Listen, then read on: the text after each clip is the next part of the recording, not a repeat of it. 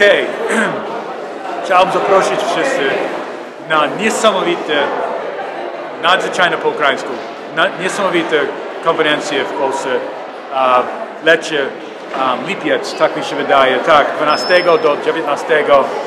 Jeśli chcesz mieć niesamowity czas społeczności, fun i Słowo Boże, więc wtedy musisz przyjechać i być część tego niesamowity czas.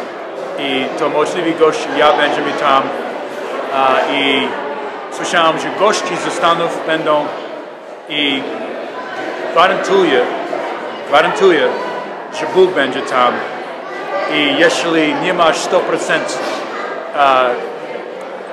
zadowolenia, to wtedy wrócimy wasze pieniądze 100%. Amen.